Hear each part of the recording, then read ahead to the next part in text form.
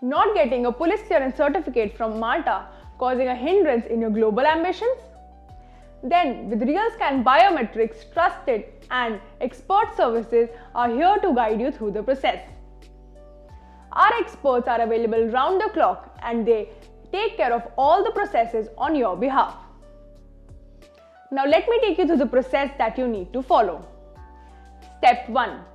Fill the application form with personal details. Step 2.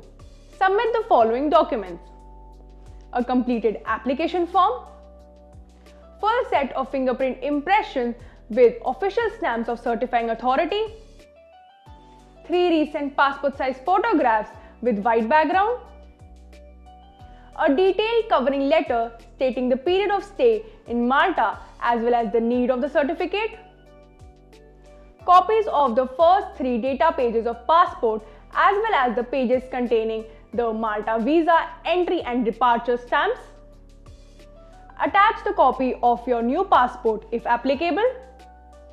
And lastly, Immigration Authority letter stating the reason for PCC acquisition.